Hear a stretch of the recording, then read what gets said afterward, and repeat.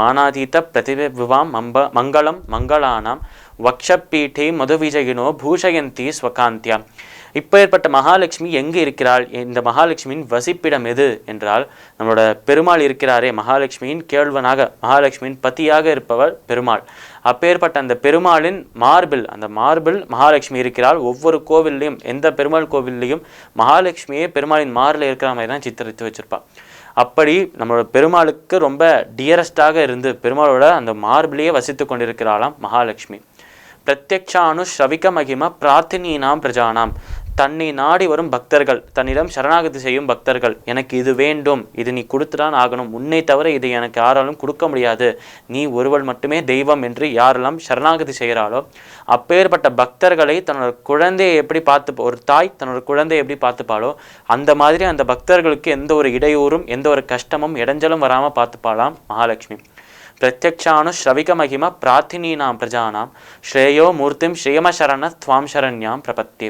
அதாவது ஸ்ரேயோ மூர்த்திம், இந்த செல்வத்திற்கு செழிப்புக்கு ஒரு உருவம் இருந்தது என்றால், செல்வ செழிப்பாக இந்த இடம் இருக்கிறது, இவர் செல்வ செழிப்பாக இருக்கிறார் என்று சொல்கிறோம். இப்படி இந்த செல்வ செழிப்புக்கு, ரொம்ப செழிப்பாக ப்ராஸ்பரஸாக இருப்பதற்கு ஒரு ரூபம் இருந்தால், அதற்கு ஒரு ஃபார்ம் இருந்தால், அந்த ரூபம் மகாலட்சுமியின் ரூபமாக தான் இருக்கணும் என்று சொல்கிறார். இதுலேருந்து நமக்கு தெரிய வருது, மகாலட்சுமியை நம்ம வழிபட்டோம் என்றால், மகாலட்சுமியை முழு மனதோடு நம்மையே மறந்து நம்மையே அந்த மகாலட்சுமியிடம் சமர்ப்பணம் செஞ்சுட்டு வணங்கினோம் என்றால், அப்பேற்பட்ட நமக்கு இந்த உலகியல் செல்வமான இந்த பணம் பொற்காசுகள் இதெல்லாமும் தருவா. அதே நேரத்தில் மேலான சுகமாக, மேலான சத்தியமாக இருக்கும் அந்த மோட்சத்தையும் முக்தியும் தந்து தன்னுடனேயே வச்சிருப்பாள் என்று சொல்கிறான் இந்த இடத்தில். அதனால் அப்பேற்பட்ட கருணையுடைய அந்த மகாலட்சுமியை பற்றிய இந்த ஸ்ரீஸ்துதியின் முதல் ஸ்லோகம் இதுவே.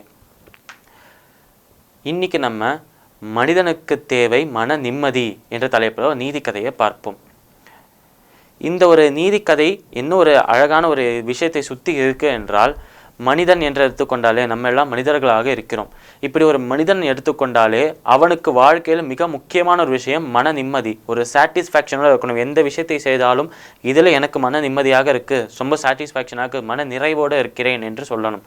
இப்படி செய்கிற விஷயங்கள் எல்லாத்தையுமே ஒரு சாட்டிஸ்ஃபேக்ஷனோட கண்டென்ட்மெண்ட்டோடு செஞ்சோம் என்றால் அதுவே ஆனந்தத்திற்கு சந்தோஷத்திற்கு ஒரு காரணமாகவும் மாறும். இப்படி ஒருவன் சந்தோஷமான ஆரோக்கியமான அதே நேரத்தில் பூரணமான அதாவது முழுமையான ஒரு வாழ்க்கையை வாழ வேண்டும் என்றால் அவன் நிச்சயமாக மன நிறைவோடு இருக்க வேண்டும். அனைத்திலும் ஒரு நல்ல விஷயத்தை பார்க்கும் ஒரு நபராகவே இருக்க வேண்டும். இப்படி இருக்கும் ஒரு நபர் மன நிறைவோடு இருந்தார் என்றால் அவருக்கு தேவையான செல்வத்தை மட்டும்தான் சேர்த்துக்கொள்வாரே தவிர, என்னுடைய தேவைக்கு அதிகமாக இருக்கும் செல்வம் மற்றவர்களிடமிருந்து நான் கொள்ளையடிக்கும் செல்வத்திற்கு சமமானது என்று யார் நினைக்கிறாளோ, அவ்வளோ ஒரு மன நிறைவோடு யார் இருக்காளோ